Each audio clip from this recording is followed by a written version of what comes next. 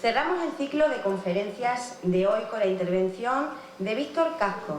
Es licenciado en Historia por la Universidad de Extremadura y es diputado de Izquierda Unida en la Asamblea Extremeña. Es un ferviente defensor de la recuperación de la memoria histórica y hoy nos va a hablar sobre la necesidad de recuperar los valores de un pueblo. Víctor, muchas gracias de antemano por tu intervención y adelante, te escuchamos.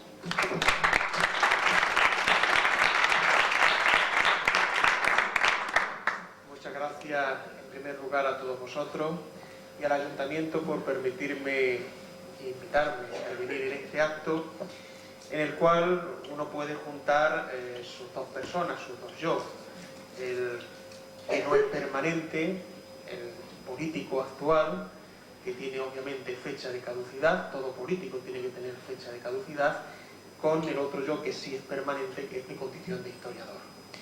Bien, los grandes historiadores de la antigüedad, empezando por los logógrafos griegos, Heródoto, Tucídides, y siguiendo por los romanos, Tito Livio, Cornelio Tácito, Suetonio, insistían mucho en la necesidad de conocer la historia de su pueblo, de sus respectivos pueblos. El cónsul republicano Marco Tulio Cicerón lo cifró en una frase: el pueblo que no conoce su historia está condenado a repetirla. Frase que a lo largo de los siglos otros autores han ido reproduciendo. Conocer la historia de un pueblo, ya sea la historia más lejana o la historia más cercana, permite entender los valores de la sociedad actual, puesto que esos valores tienen unas raíces, arraigan en un sitio, vienen de un sitio, el desarrollo y también el propio imaginario colectivo.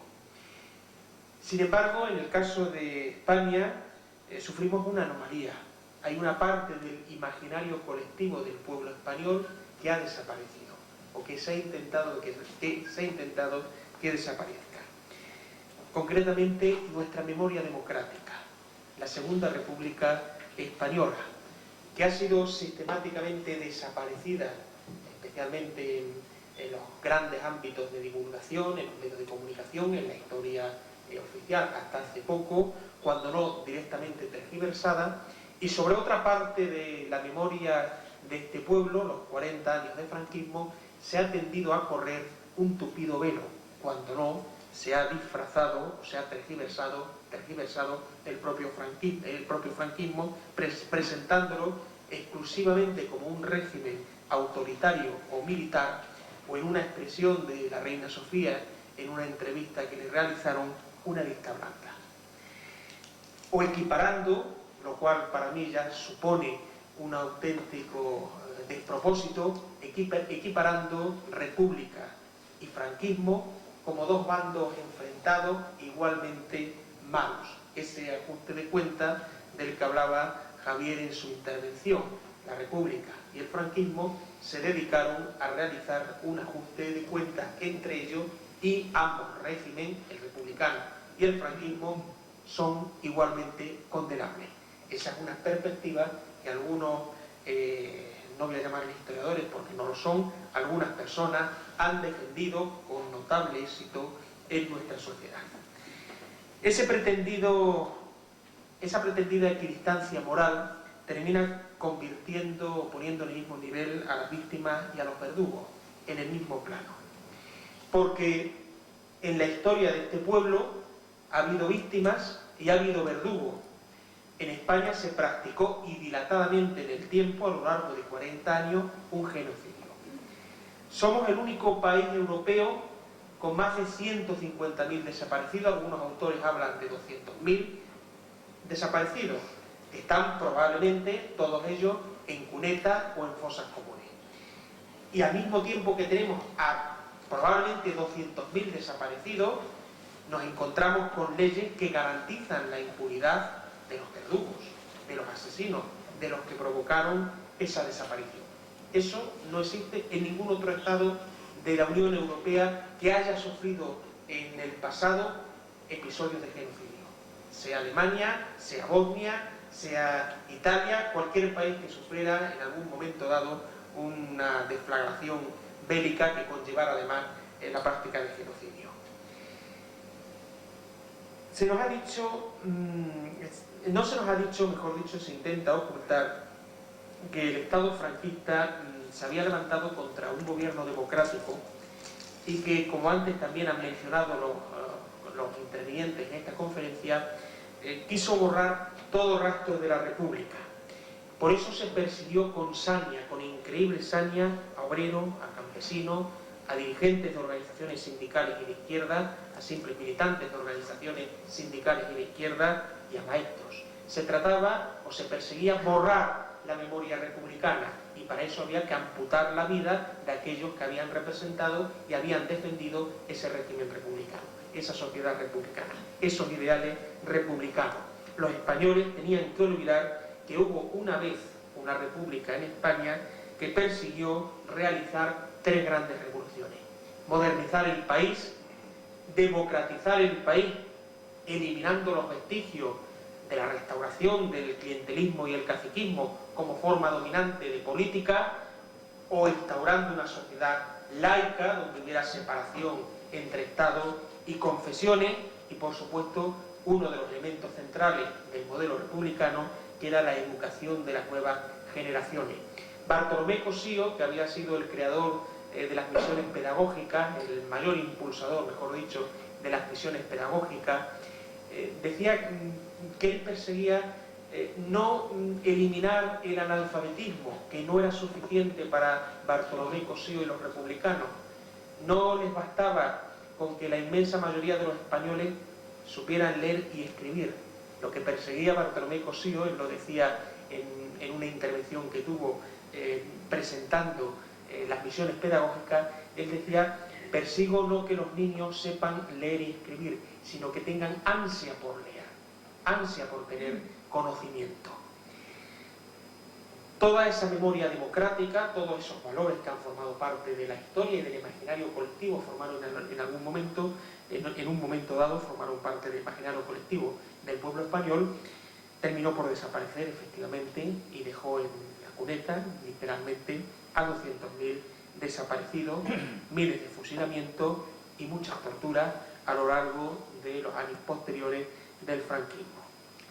Hasta tal punto la situación es dramática, y antes también se ha mencionado, lo ha mencionado Laura, que Naciones Unidas ha reclamado al Estado español, es decir, Naciones Unidas, al Estado actual, al gobierno actual, le ha reclamado que elabore un plan nacional de búsqueda de los desaparecidos y le exige además que anule la ley de amnistía de 1977, la ley de punto final que permite en España que no se pueda juzgar a los responsables de ese genocidio o de esos crímenes. Por lo tanto, lo que se persigue, lo que se pide desde Naciones Unidas es que se arbitren medios jurídicos para que se pueda denunciar y juzgar con las garantías del Estado de Derecho, obviamente, a los que fueron responsables de matanzas y de crímenes entre julio de 1936 y noviembre de 1975, porque entre esas dos fechas, 1936-1975, se ha practicado un exterminio sistemático de fuerzas políticas, sociales y culturales que se adscribían a la izquierda, en general, socialistas, comunistas, anarquistas, a la izquierda. Sin embargo, la pasividad del gobierno ante esa demanda de Naciones Unidas es evidente. La única causa judicial que hoy está abierta está en Argentina, donde hay una querella contra 300 responsables de la represión franquista, entre ellos Rodolfo Martín Villa, José Otrera Molina, que fue ministro del gobierno de Franco, Antonio González Pacheco, más conocido como Billy el Niño, Jesús Muñecas, que fue un conocido torturador de lo que hoy es la alcaldía de Madrid, donde operaba, Fernando Suárez, que participó, Fernando Suárez, sí, pero no es él, no tiene nada que ver con el presidente, que participó en el Consejo de Ministros, que firmó las últimas ejecuciones del régimen en septiembre de 1975, y un largo etcétera. Por lo tanto, nos encontramos, repito, con 200.000 desaparecidos en la actualidad y más de 2.500 fosas clandestinas, de las cuales muchas aún no se han podido abrigar. No cabe duda sobre el objetivo que perseguían los rebeldes cuando se levantaron en armas contra la República. En una nota del 19 de julio de 1936, el general Mola afirmaba que, y cito textualmente, el propósito es sembrar el terror, eliminando sin escrúpulo ni vacilación a todos los que no piensen como nosotros. Fin de la cita. En una entrevista que le realizó un periodista norteamericano, Jay Allen, a Francisco Franco, este mencionó expresamente que el objetivo era salvar a España del marxismo a cualquier precio. Y cuando el periodista le pregunta si eso significa que va a tener que fusilar a media España, Francisco Franco le contesta: he dicho a cualquier precio. Y efectivamente, así fue, así se hizo. Gabriel Jackson, en su clásico La República Española y la Guerra Civil, se atrevió a poner un dato encima de la mesa: 400.000 víctimas de aquella contienda. Fue uno de los primeros que quiso cuantificar cuántas víctimas se habían producido en España. En su momento hubo muchas críticas a ese dato, pero lo cierto es que los últimos avances no se alejan demasiado de ese número. Paul Preston calculó 180.000 desaparecidos en fosas, hoy se está hablando de 200.000, y Charles Wolf, que estuvo manejando datos facilitados por el propio Ministerio de Justicia, sostuvo que los muertos en prisión y por distintos actos entre el 1 de abril de 1939 y el 30 de junio de 1944 ascendía a 192.684 personas. Es decir, si juntamos las dos cifras, nos vamos acercando a 400.000 víctimas del franquismo. Y sin embargo, esa parte esencial de la historia se obvia. Incluso se produce un ejercicio terrible. Cojan ustedes un libro de texto de historia de España, de bachillerato, y consulten, por ejemplo, las últimas unidades. En un 90% de los casos, en los libros de texto, se van a encontrar ustedes la unidad Segunda República Española y Guerra Civil, y la unidad siguiente, el franquismo. Y digo que a mí esto me parece terrible, porque viene a indicar lo siguiente: que la Segunda República tiene como correlato, como final inevitable, la Guerra Civil. Y el franquismo, sin embargo, no parece surgir de ningún sitio. Cuando la Segunda República, en todo caso, tiene relación con los movimientos liberales del siglo XIX que intentaban modernizar España, con los movimientos progresistas de finales del siglo XIX y principios del siglo XX que intentaban modernizar España, y esos movimientos terminan culminando todo en la Segunda República, que, como se ha definido acertadamente, es la primera experiencia democrática que existe en este país, porque solo hasta la Segunda República, solo hasta ese momento, pudieron participar todos los españoles y españolas en el ejercicio libre de voto. Ningún régimen anterior se sustentó sobre el voto libre e igual de hombres y mujeres. Por lo tanto, la primera experiencia democrática, el primer gobierno democrático, el primer Estado democrático sustentado en la soberanía nacional expresada a través de urnas, es la Segunda República. Y por lo tanto la Segunda República culmina esos intentos que desde el siglo XIX intentaban modernizar este país, democratizar este país. Y la Guerra Civil es la antesala, el inicio del franquismo, puesto que el franquismo nace y surge a partir del levantamiento del golpe de Estado contra un régimen democrático. Y esa es la relación, por lo tanto. Sin embargo, esto se obvia en la inmensa mayoría de nuestros libros de texto. Por eso, para recuperar esta memoria democrática, algunos defendemos la importancia y el enorme valor del trabajo que se viene haciendo desde las asociaciones de la memoria histórica, que yo creo que deben empezar a llamarse, o sería mi propuesta en Andalucía, se está trabajando en ello, las asociaciones o los colectivos de la memoria democrática, porque al fin y al cabo lo que están recuperando es la memoria democrática de este país, una memoria democrática que ha estado oculta durante demasiado tiempo. Y es fundamental porque permite conocer esa historia, permite conocer el sufrimiento inmenso de miles de familias que vivieron en carne la represión. Ese sufrimiento tiene su mejor expresión en el miedo terrible que tenían la inmensa mayoría de las familias, hasta bien entrada la democracia actual, o después de la transición, a hablar de aquella época. Hay un libro de una historiadora que se llama El silencio roto, donde recoge cómo aquellas mujeres, aquellos hijos de fusilados, aquellos nietos de fusilados, tenían tan grabada la represión franquista que no se atrevían a hablar de lo que habían sufrido, pero llega un momento donde se derrumban y empiezan a contar. Pero hasta ese momento, hasta los años 70, 80, 90, incluso los años 90, había auténtico terror, auténtico miedo a hablar de lo que había pasado, a hablar de los familiares fusilados, de los familiares que habían perdido su vida en fosas, en consejos de guerra o en la prisión. Ese fue sin duda el mejor ejemplo de que el franquismo consiguió lo que perseguía. Consiguió atemorizar a una sociedad y amputar buena parte de la memoria democrática de una sociedad. Por eso es fundamental recuperar todos estos valores.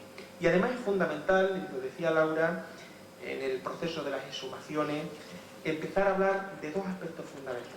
Uno, no tienen por qué ser las familias las que se responsabilicen en exclusiva de esas exhumaciones, sino que el Estado tiene una responsabilidad y debe ser el Estado el que empiece a realizar exhumaciones, a través de colectivos o a través de fondos propios. Pero tiene que ser el Estado el que se responsabilice y además debe conllevar una denuncia jurídica, un comunicado al juez para que intervenga, porque hay que atestiguar que aquí se produjo un genocidio. Y por lo tanto no podemos proceder a la ocultación de pruebas. Tiene que quedar claro cuántas fosas hubo, tiene que quedar judicialmente claro cuántas fosas hubo, cuántas víctimas se produjo en este país. Y eso es lo que está solicitando Naciones Unidas.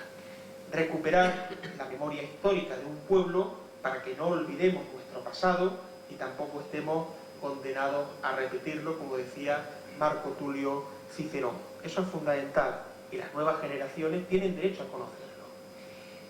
Aquí conseguimos, a partir efectivamente de 2002, 2001, a romper ese miedo a hablar de lo que había pasado gracias a la segunda y tercera generación de los represaliados, es decir, a los nietos y bisnietos, gracias a ellos. Lo tenéis la prueba en quienes están sentados a mi derecha por la edad y la inmensa mayoría de los que yo conozco. Los hijos o los familiares más directos, las esposas las esposas normalmente de los fusilados aún seguían teniendo demasiado miedo.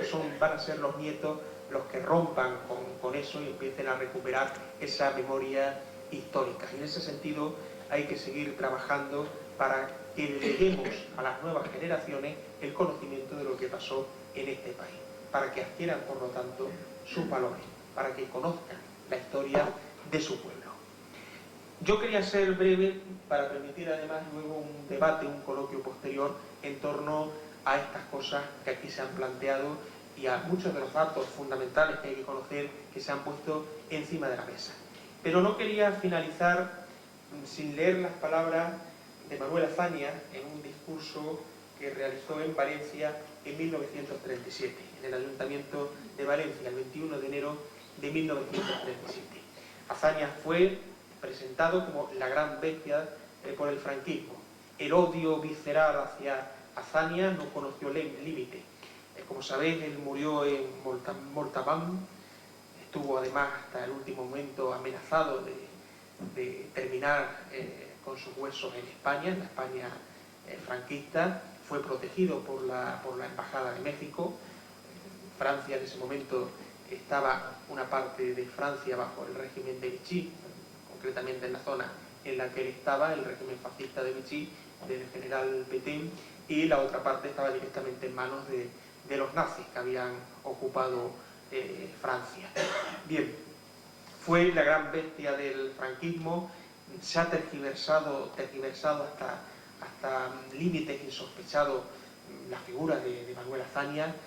Se lo ha presentado como el instigador de la quema de iglesias y de conventos y el gran responsable de las masacres en este país, y obviamente cuando se presenta en esa forma es para justificar el alzamiento franquista y la posterior acción del Estado franquista, eso es evidente, y sin embargo solo hay que conocer los hechos, el comportamiento y los discursos de Manuel Azaña para comprobar la gran diferencia moral, la gran diferencia ética que existe entre el presidente de la Segunda República Española durante la Guerra Civil y el general golpista, el general Franco. Solo hay que leer cualquiera de los discursos, tanto de uno como de otro, para comprobar esa enorme diferencia moral. Bien, el 21 de enero de 1937, Manuel Azaña se dirige al Ayuntamiento de Valencia, donde se han refugiado el gobierno republicano, piensa que aún es posible la victoria y por lo tanto el discurso lo hace en esos términos y hace una relación de lo que ha venido realizando, organizando y trabajando la República desde que se instaura en 1931. Y él termina diciendo lo siguiente: si un día hace falta volver a combatir contra la tiranía, yo diré presente, contra cualquier tiranía, porque no estamos ahora manteniendo este combate terrible donde perecen los afectos más entrañables de nuestra vida moral, donde se desgarran las más íntimas fibras de nuestros sentimientos españoles. No estamos librando este combate contra la tiranía ni contra el despotismo para rehusarlo otra vez contra cualquier otra tiranía, contra cualquier otro despotismo. Y yo estoy seguro que el pueblo español ha adquirido la suficiente grandeza moral en esta prueba para no querer someterse jamás ni a la sinrazón de la ametralladora ni a la dictadura de la pistola. Yo en mi vida pública no he tenido más que dos pasiones: la pasión española y la pasión en el hombre libre, con el galardón de español en una república de hombres libres.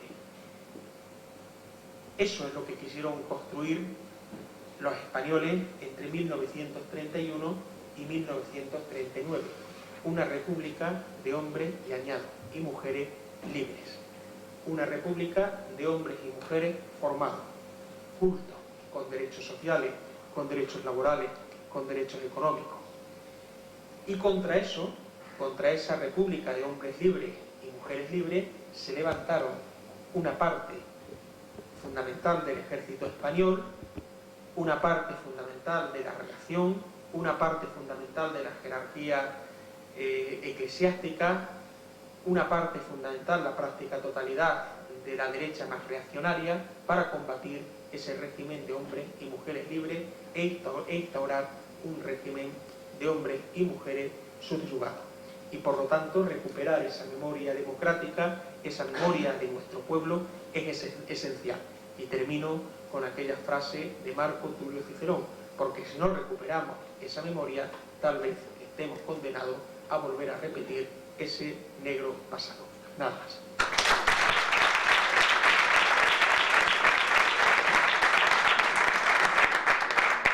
Muchas gracias, Víctor. Bueno, pues ahora abrimos el coloquio para que cualquiera de los asistentes pueda hacer cualquier pregunta o cualquier opinión. Adelante.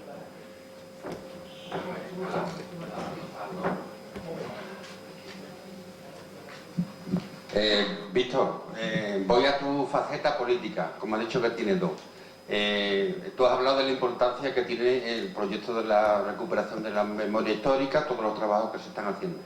Ayer se estuvo hablando aquí en la charla y hay cierta intranquilidad por el tema presupuestario. Y estamos ahora mismo con el debate o el estudio de los presupuestos. Si tú tienes algún conocimiento de cómo se puede desarrollar al año que viene ese proyecto, si hay alguna subvención en proyectos, los grupos políticos que la pueden apoyar, o si tiene algún contacto para que este proyecto siga trabajando en los próximos años.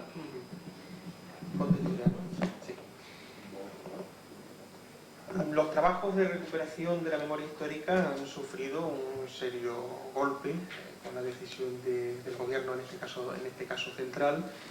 En la práctica ha dejado a cero la ley de memoria histórica del gobierno de Zapatero.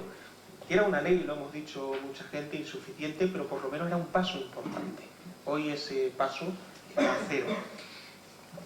Aquí en Extremadura, por defender, hay dos líneas de trabajo en los presupuestos. Uno es el proyecto de investigación vinculado a la Universidad de Extremadura, cuyo director responsable es Julián Chávez, antes se ha mencionado su nombre, y luego hay otras líneas también a lo largo del presupuesto para, precisamente una de las cosas que mencionaba Laura, la divulgación fundamental. Efectivamente, nosotros hemos visto en los presupuestos una disminución de las partidas. Hemos estado hablando con Cayetano, que vio a Pedro precisamente, hemos estado hablando también en este caso con el PSOE, con el Prescre, y hemos hecho lo siguiente. Nosotros hemos presentado una enmienda para recuperar una parte de lo que se pierde, el PSOE ha presentado otra enmienda para recuperar la otra parte, de tal forma que al final se puedan votar las dos enmiendas, junto con el Prescre, que también está de acuerdo, y por lo tanto se aprueben las dos y se recupere el dinero que hoy desaparece de los presupuestos, del proyecto de presupuesto, a través de dos enmiendas que se aprobarán, una del Partido Socialista y una de Izquierda Unida.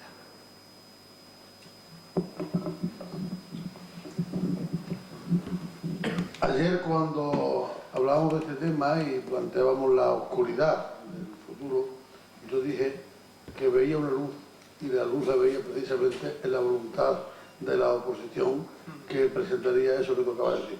Gracias por esta comunicación que acabas de hacer. Buenas noches. Bueno, antes de las preguntas, felicitar a todos los ponentes, felicitar al Ayuntamiento por esta sexta jornada, y la verdad que escuchándonos a todos vosotros es un placer que estemos ya en la sexta y que esto esté a nivel que está. También a nivel personal, deciros que habéis dejado el pabellón bastante alto para que yo mañana pueda decir algo que no se haya dicho ya. Y bien, después de estas palabras, unas preguntas más técnicas para Javi. En concreto, cuando hablas de la represión de pacenses en los campos nazis, ¿cuáles son las fuentes que has utilizado? Y después, cuando hablas de la diferencia de represión en las diferentes comarcas, lo pasaste rápido y no me dio tiempo a recordar, pero creo que decías que en el suroeste es donde menos hay, y está en torno a un 9%. ¿Cuáles son las razones de esa baja, ¿no? De esa baja cifra? Y después a Laura también, pues, felicitarla por su trabajo y preguntarte, bueno, por lo que también ha dicho Víctor, lo que ha dicho Cayetano, el futuro todavía está en el aire, pero ¿cuál es el plan para los próximos años de priorizar esas fosas que marcabas en el mapa? Muchas gracias. Javier, buenas. En primer lugar, la referencia que tengo de los campos de concentración nazi, básicamente son fuentes bibliográficas. En algunos casos, en el caso de las 2 o 3 personas, no recuerdo, que hay, creo que una, bueno, un caso concreto de Villafranca, por Paco Espinosa, que lo cita en su libro, y los demás es de una publicación que hace... A ver, te digo la referencia ahora mismo, sacó el Ministerio,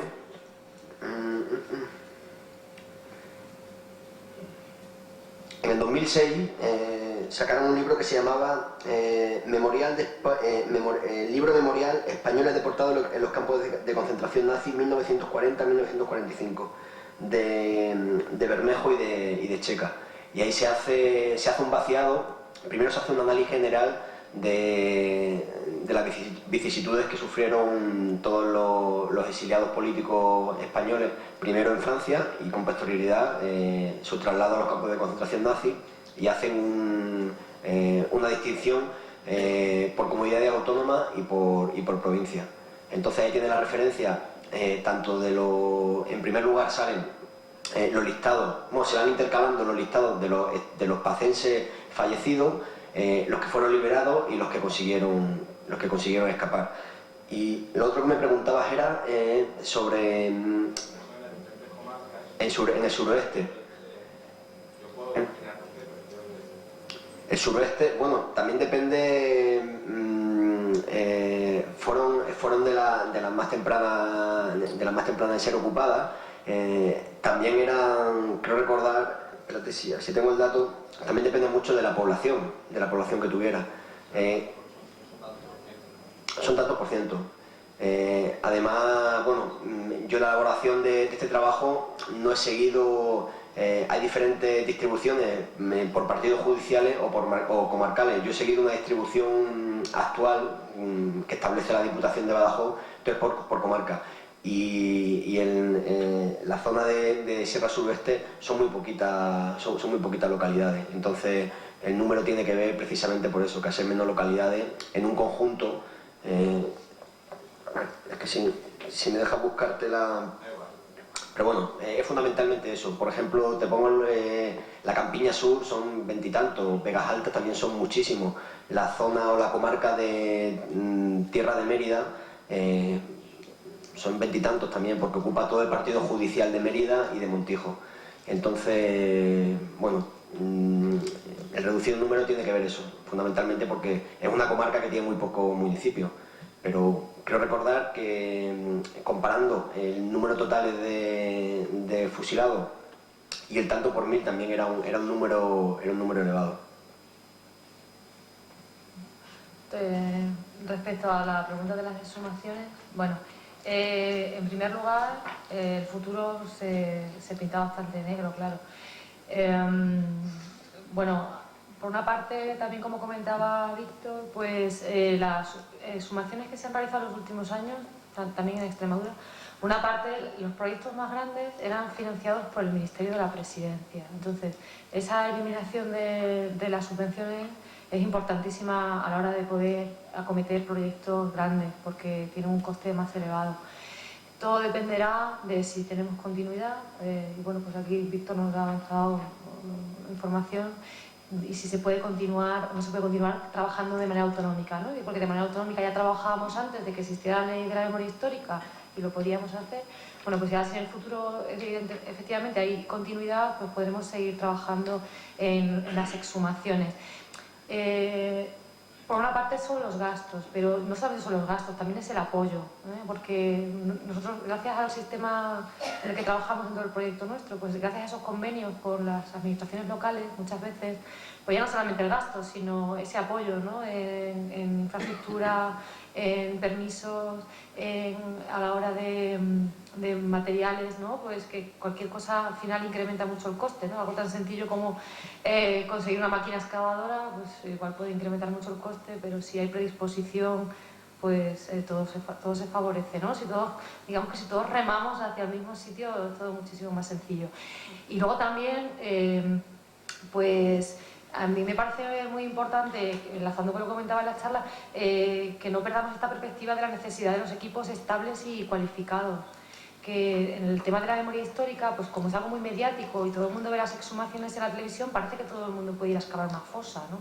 Y esto es muy dañino, esto es muy peligroso, esto es muy, muy peligroso que la sociedad no lo tenga claro, porque como comentábamos antes, o sea, igual que cuando te vas a operar, pues quieres que te opere un cirujano, ¿no? Y confías mucho en tu fontanero, pero para la cirugía no.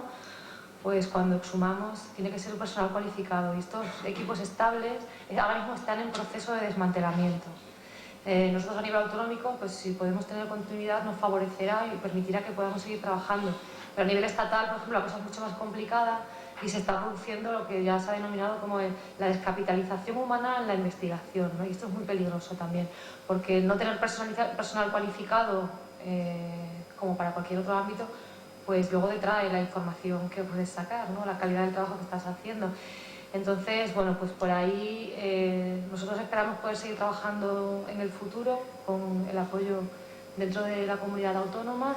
Tenemos un equipo científico cualificado y que tiene una larga trayectoria de trabajo y gracias a eso podemos garantizar la calidad en el trabajo que hacemos. la eliminación del apoyo económico bueno, pues, implicaría pues, esa descapitalización humana y el desmantelamiento de los equipos técnicos. En cuanto a las exhumaciones, a la priorización, nosotros, como decía en un primer momento, el punto de partida siempre es la demanda social y el punto de partida siempre es la demanda por parte de los familiares. Entonces nosotros acabamos ahora en el 2013 el convenio y el proyecto, pero eso no quiere decir que hayamos acabado con el trabajo, ni muchísimo menos. Hemos exhumado muchas fosas, pero tenemos muchas fosas localizadas que no están excavadas, muchas.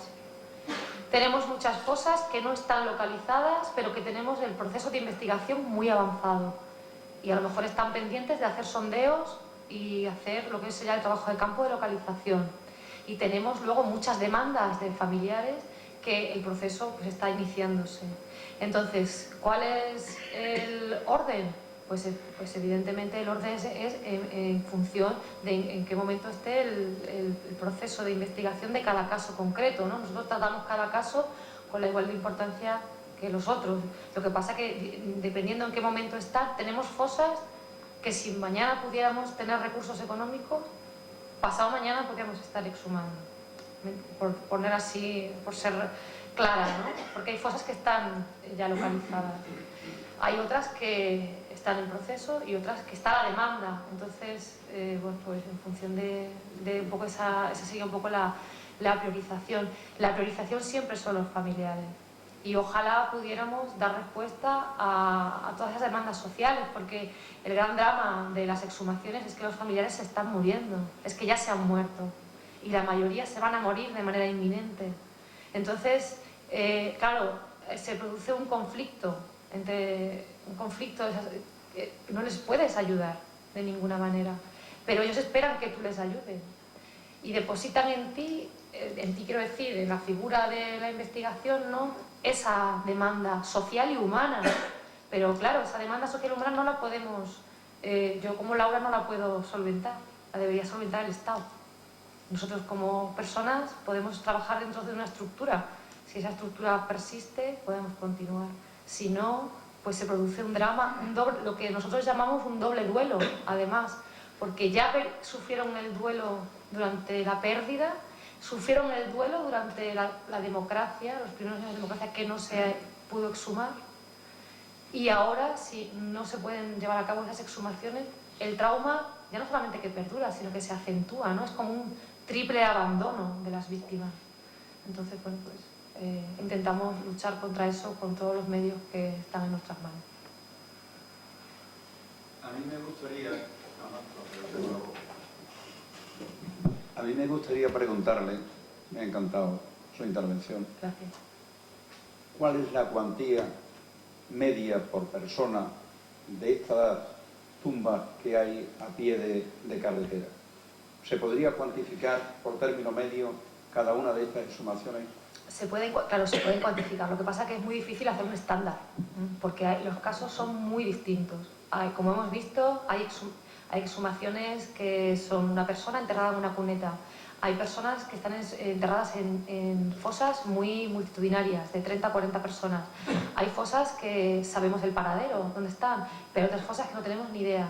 Hay fosas que están en minas, que tienen una complejidad técnica impresionante. Entonces, es muy difícil elaborar un estándar económico para decir, bueno, ¿cuánto cuesta exhumar una persona?